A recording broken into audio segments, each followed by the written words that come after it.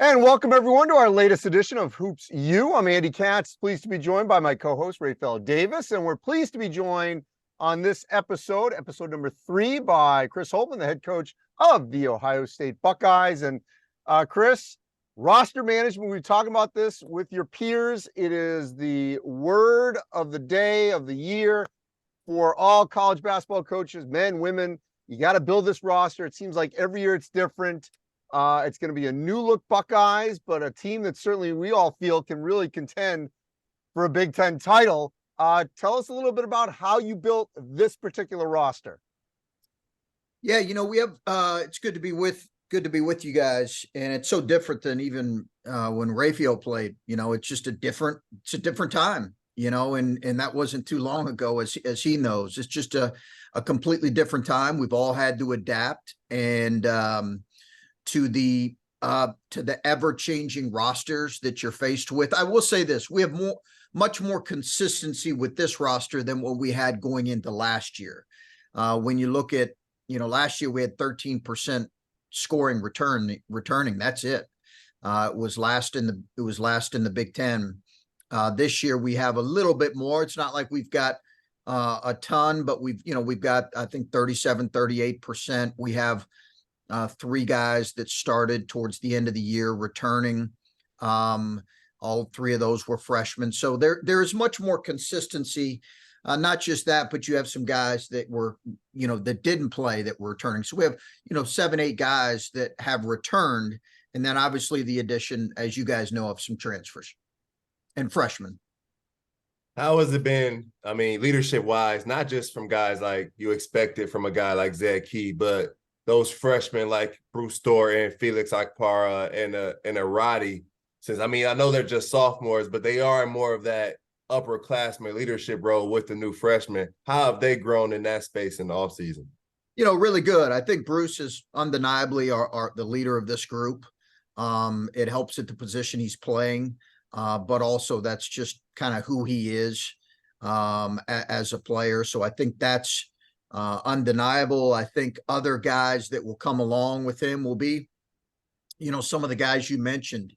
It'll probably be one of the older guys, whether that's a Jameson or a Zed or a guy like Dale Bonner, who's got years under his experience. But Roddy and Felix will play a significant role in that too. But he's kind of the head of that group, and kind of will go as he goes in a lot of ways.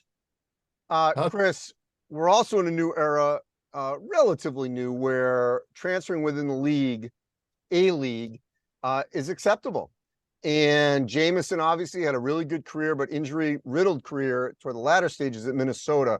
If you can, walk us through like sort of how that all occurred and your overall sort of feelings of, when you have a player who is very familiar with another team within the league, but also the plus side of being very familiar with the other teams in the league. Yeah, well, I think that there's pluses and minuses to that. There's advantages to it, and then there's challenges to it. It'll be a challenge for him going up there and playing against his former teammates, who I know he really loves and coaches, all of who he really cares about and respects. And they've got a good team, a lot of young guys returning that I think will be, it's always a challenge playing there. But I think the reality is we assumed that he was going to professionalize. That was our assumption. We really didn't get involved with him until, really a week or so after he had gotten into the portal, and because we just assumed that it was going to be a professional. He was going to professionalize. So once we realized that wasn't the case, I think we felt like, of the guys we were recruiting, we felt like he could fit in terms of providing some of the scoring that we're losing with Bryce going to the NBA and Justice graduating. So it made sense in a lot of ways. How tough is it, or even is it tough at all, just in this day and age of coaching, is to have the group of freshmen, but then also have a group of transfer, but then also have your returning guys, and they're returning in an entirely different role, and to get all of those guys to come together, and also pinpoint roles, if that Yes. makes sense to you. I think that's what we have to do a really, really good job of. And I don't know that that was always, I don't know that I did as good as I needed to do last year with so many of the changing faces that we had. And as when you have so many young guys and new guys, roles kind of can change as the year goes on. Guys emerge, guys become better. Malachi Branham's freshman year, we had a good year, but he was a different player come January, February, and March than he was early.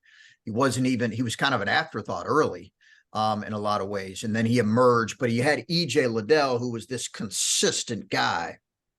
And I think if you're going to be good in this league, you have to have older, consistent guys who've done it. You cannot do it young. You cannot do it relying on young guys. Are we young? Yes, we're young again, but we do have some youth in terms of our sophomores that are experienced. And I think that was what we tried to do. But it's going to be a big challenge because we'll still be one of the youngest teams in the league, probably by a significant margin. And as you guys know, because we talked about it, some of that's by design. We said, hey, we're going to be a little bit of an outlier, and we're going to go young as we rebuild our roster after EJ and Kyle Young and Malachi went one and done. And we're gonna see what kind of upside that can provide in the coming years. And Chris, go ahead, Raphael. Go ahead. ahead. To follow with that is that with those young guys, like you said, freshmen, although they're becoming sophomores, how important was it to finish last season like you guys did? Finishing the regular season now, Bruce playing well, and then having that momentum in the Big Ten tournament going into the offseason? Probably more important than I give it credit for, to be honest with you. Probably more important. You can't necessarily carry momentum from one season to the next, but I do think what it gave them is validated their perseverance through a extremely difficult stretches. And I think it validated kind of what we had been saying all along, that we're going to have a breakthrough, and to go 5-2 down the stretch. And those 5 wins were either against tournament teams or really strong bubble teams like Wisconsin, who very well could have won a couple games in the NCAA tournament. We know that. So they were 5 wins against good teams and 2 losses at Michigan State and at Purdue in the semifinals that were just games that were going to be hard to win. So I think those guys would tell you it was key for them. Really key for them. Chris, I don't want to dwell on it because obviously, as Raphael was saying, you guys had such a great finish. I was with you guys in New York at that Carolina game. Yeah. I did one of your games, as you know, right after that, right before Christmas. Yep. I love that team. I thought that team really had a chance in the spring, or I'm sure at some point when you did some sort of autopsy on what happened. What'd you find out in that middle part of the season when things went sideways? I think Andy, you have to look at our defense. Our defense was not consistent throughout the year, but one of the things that's been consistent for us, Andy, and, 5 straight years of being kind of a top 20 Ken Palm team, top 25 Ken Palm team, and an NCAA tournament team every year. And being kind of always hovering around like the top 25. We got as high as, I think, 5th in the country or one year, and top 10. We were consistent with our efficiency offensively. And that was a kind of a consistent theme with us. And with the exception of our second year when we were challenged offensively, but really good defensively. So we were poor defensively, and then we lost the efficiency offensively that had kind of carried us. And I just think we looked different than our previous 5 teams had looked. And I think there's a lot of things that go into that. But clearly we needed to do a better job as coaches because it just didn't resemble. Now, later in the year, it did, I think, more accurately resemble, kind of what our teams have done. But those are the 2 biggest things. We just were not nearly the defensive team we needed to be, and we lacked real efficiency offensively in Big Ten play.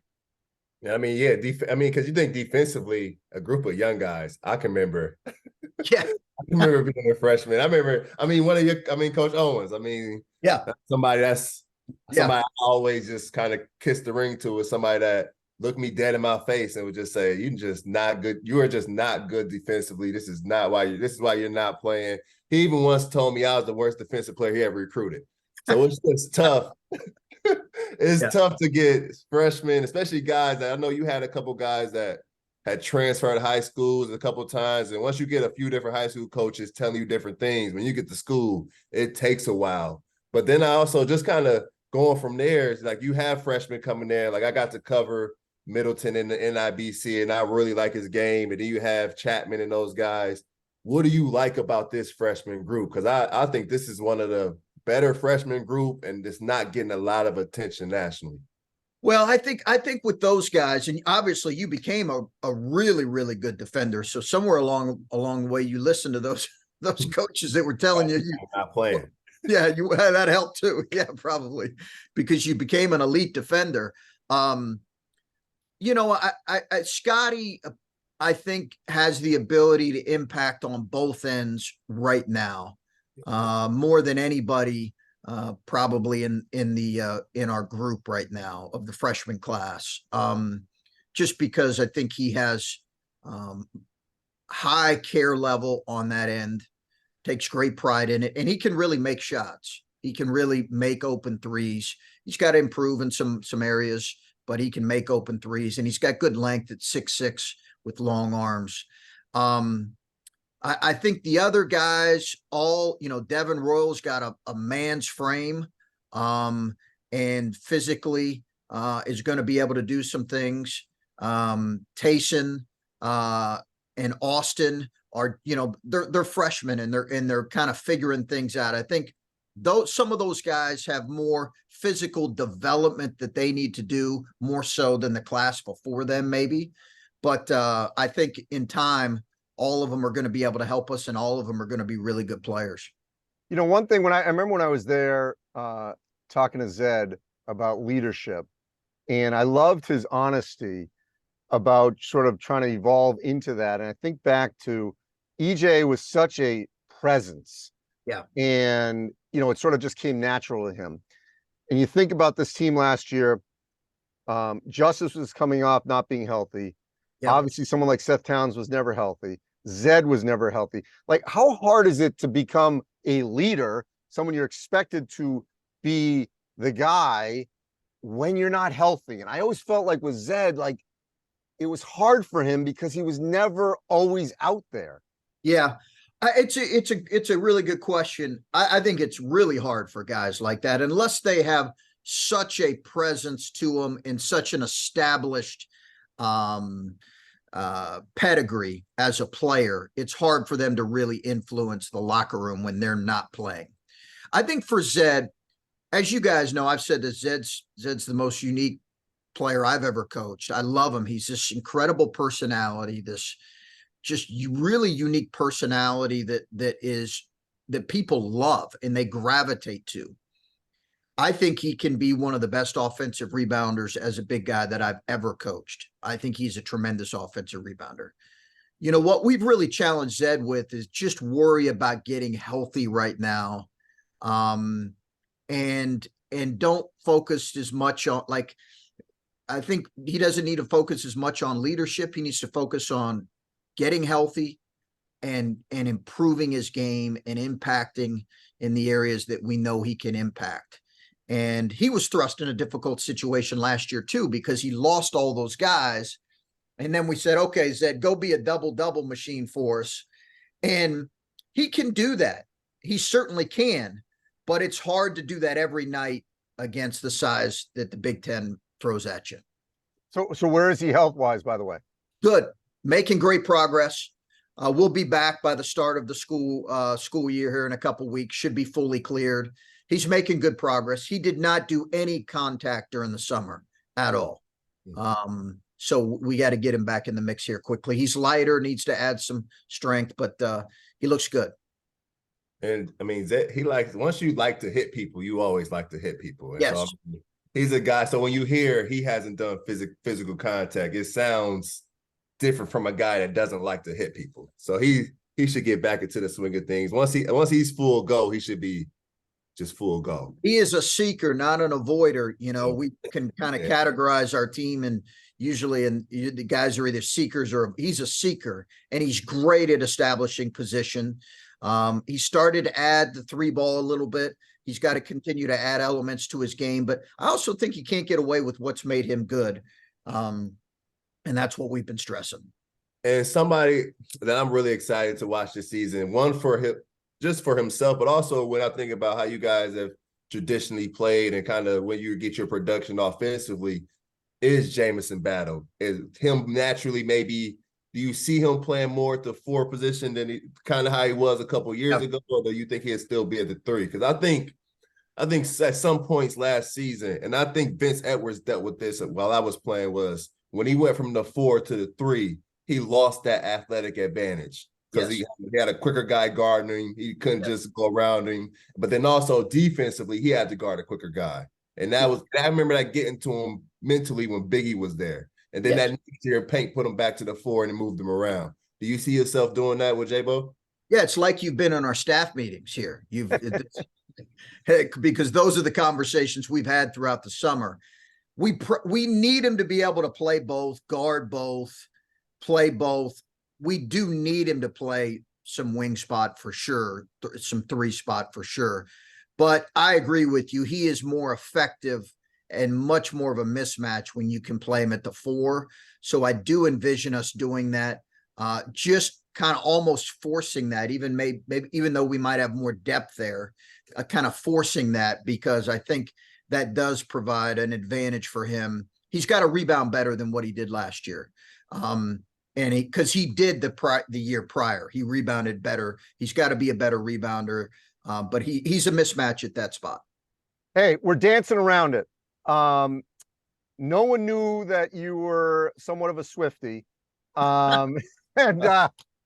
Look, life balance is critical. We all know that.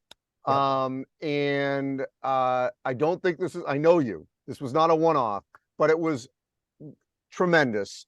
The fact that you even got tickets. But just, tell that experience with your daughter, to go there, to go to that, it's been the talk of the whole summer, but just also in general about life balance in an era where, as you know, coaching, especially men's college basketball right now, is all consuming. It is. Well, Andy, I mean, this whole conversation this summer about changing the recruiting calendar, and, there used to be 1 month you did it in the summer and guys would play a lot of golf. I don't golf a lot, but yeah, it's a real challenge, Andy. And I'm not great at it, the work-life balance, because these jobs are all consuming. I wish I had more hobbies than what I have. But what I looked at that is I said, okay, I go to a few concerts, but that experience for her is going to be a memory she'll never forget. When she's getting married one day, we'll put those slides up and show, how awkward it was for me to be in that whole scene. It was an incredible experience. She told me, hey, Dad, we're going to leave at 4:30. We may not get back until 1:30. So, it took me a week or two to process that. But it was just me and her, because we didn't want to pay for another ticket. We had a trip planned, full disclosure, we had a trip planned to LA for her to see her childhood. She's 13 now, but somebody she grew up with who lived in LA, a football coach that we worked with. So we had that plan 4 years ago during the pandemic. We got it for her as a gift. So then we saw Taylor Swift was playing. We got in a little bit late on the tickets, and we did have to pay. And that's why my wife got kind of chopped, because we only got 2, but it was a great father-daughter moment. And I did sing. I didn't put that for public viewing, but I did sing a few of the songs. That's great. I think it's tremendous. That's unbelievable. Because I took a trip, and I kind of had a similar experience this summer. I took my oldest daughter to Disney World, and I did not take her siblings or my wife because tickets are expensive, and we just couldn't do it. But no, Coach, I like to see stuff like that because it humanizes your coach a little bit. Because when you're a player, especially for a freshman coming in, I mean, these freshmen are built different than we were, but it humanizes your coach. It makes your coach feel like just another person. And normally that it breaks down certain walls. I remember when I got to campus and I realized Paint was just like a regular guy, and it just kind of you build that trust. So when you have guys that you have to have conversations with that have tough years, like I can assume the conversations that was had with Roddy Gale last season, and then they break through and have success. What does that look like now? In a sense of how do you keep, because like I said, I got my player mindset on. If I'm Roddy Gale and the way I finish the season, it's my turn now. How do you kind of keep that in line? He's maybe and it's interesting you say that about the human aspect of coaches, because we do as coaches, you guys know this, we become kind of caricatures. And people, if we don't allow them, they don't get to know us, your fans, opposing fans. So it's easy to go at coaches. Coaches are easy targets nowadays because of social media. And I almost didn't put it out because it's a little bit of a vulnerable thing. And I was like, you know what? It's another moment where you're humanizing, who you are and just like what you value. Like, our fans value their moments with their kids. To Roddy's question, he's as critical as anybody to our season. I really believe that. And while it's unrealistic to expect him to maybe perform, I mean, he went 9 of 11 from 3 in the Big Ten tournament. He's a good shooter, though. But he's as critical, his impact on both ends, his ability to score, play, make, be a plus defender, rebound the ball. He is as critical as anybody to our season. We need it. We neglected in some ways adding another guard because we said, hey, Roddy, we are buying you, my man. Like, we believe in what you can bring. And we don't want to crowd that with another older transfer. We want you to continue to get better. All right, to wrap up, Chris. So I'm a believer again. I know you are, but I mean, realistically here, what are the chances this group could challenge? And we're just, Purdue, Michigan State, they're likely to be 1-2 in some order. Well, listen, the league is so, as you guys know, it's just, I say all the time, it's the deepest league in the country. Us in the Big 12, I give the Big 12 credit, but go try to play at some of the places you have to play. I mean, Nebraska was good last year. They were a good team. They beat Creighton at Creighton. I mean, they were a good team last year. And so I just think it's such a deep league. I think the difference will be, as you guys know, is can you protect your home court and then steal a couple road wins? If you do that, you'll be in the hunt. We've had, 3 or 4 years here where, 3 weeks left in the season and you're like a game or two out of first place. That's where it's been. The reality is there's also been 6 other teams that have been a game or two out of first place. And we know that's what the league's going to look like. I'm really excited about this group taking a step forward and kind of wearing those scars, those battle wounds that we got last year, remembering that, and then using that to take a step forward for sure. It's nothing like, it's nothing like an off season when you're coming off the bottom of the league. I mean, I finished last in the Big Ten. I had an off season with Coach Owens, and I know how he is when he loses. So, you get that fight back with you. I remember we were predicted to still be 10th in the league coming into that year. And I remember going into Big Ten Media Day, and we had AJ Hammonds coming in. We had Isaac Haas. We had AJ Hammonds. We had Isaac Haas coming in. And the question a guy asked to me was, you guys have good big men, but you have no guards. And I was returning 2 guard. I was going to start at 2 guard. So it's like you have those feelings and you want to go out there, you want to prove you're wrong. So I'm excited. I'm excited for you guys this year. And I'm not overlooking this year or anything like that, but with the league expanding to 18 teams or even more down the road, does that change how you go about anything from your day-to-day, whether it's recruiting or rather style of play or anything? Not really. Not really. I think we can get, you know, that conversation is more for people, that kind of follow it, guys that follow it a lot closer than you guys do.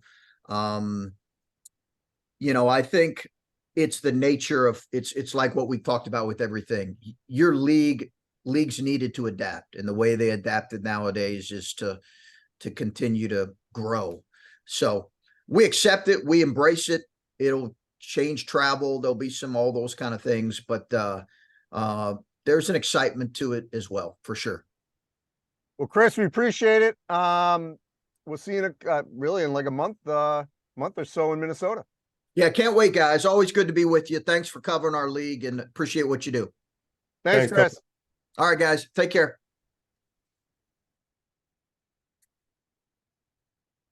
All right. I want to go back to one thing, Raphael. Like, we were on the set many times.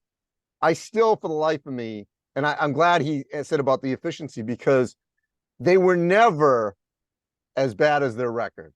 And It was great to see at the end of the Big Ten tournament, especially how well they played, because that was more true to who they really were. And I actually thought if they somehow won it, which they could have, you never know, they just sort of ran out of steam. I mean, they had the talent. They could have won a couple games in the tournament. Yeah, they definitely, to me, they always had the talent. They had the guys with the skill that could do it. It was just about getting the guys to buy in. Because I remember that year we finished last place in the Big Ten. We were talented. We were better than that team that following year that finished top 3. It's just we didn't have guys buy in. We had a group of transfers, had a group of upperclassmen, we had a group of freshmen. And that's kind of what Coach was alluding to, is that if those three groups don't mesh, it just won't work out. And you see kind of towards the end of the season, you just get tired of losing and you either just give up, but those guys were just too talented, so they started to win. But I think this year, with those guys having an extra year, if, like Coach said, if Roddy Gale has the type of year he has and Bruce continues to progress like he did at the end of the year, Ohio State, to me, should be right there in the top 4 with a double bye. Well, and the thing too, and we talked about this at the time, they played some of their best basketball without Bryce Sensabaugh, those last couple of games. And I don't want to pile on him, but I'm just saying, I think for this team, the fact that they won games without him, and then, Suing leaves, and no offense, but he's replaceable.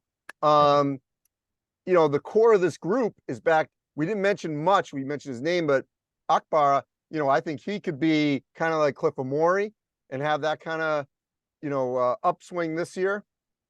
And so then you bring in Battle. If he's finally healthy and goes back to the way he played 2 years ago, that's a huge plus for Ohio State.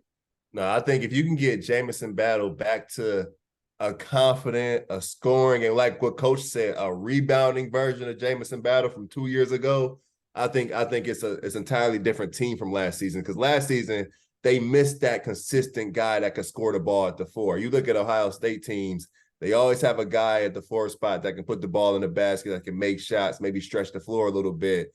And Justice Suing was a little up and down last year. Even when they threw Bryce Sensabaugh in there, he was good offensively, but the ball never really moved a lot. But then defensively, he gave up a bunch. So I think this year, Jamison Battle has a lot to prove. He'll play that spot. He'll have that athletic advantage again, more so than he did at Minnesota playing the 3. And then guys like Gale, they will commit defensively, because now they when you see the success of what your coach is saying, it makes you commit more. Because I can still remember when Coach Owens called me a bad defender.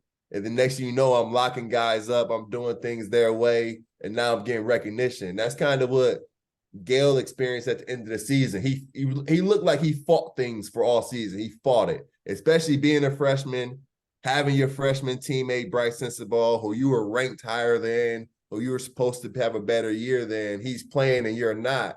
That gets to you as a player. But it worked out for him at the end of the year. So hopefully sitting on the desk after that game in the Big Ten tournament, that gave him the wherewithal that they're right, I should listen to him. And then Bruce Doran, he bought in at the end of the season. If you have a good backcourt in the Big Ten, that can put you over the edge. And then you throw in Jamison Battle, he can score the ball. Zed Key, like Coach said, this season could be his double-double every game. Last season was new to him, but they have the pieces, and then they have the guys off the bench. I think Middleton is a freshman that could be on a all Big Ten freshman team. So I like it at Ohio State right now. And I'll tell you one other thing on Taylor Swift.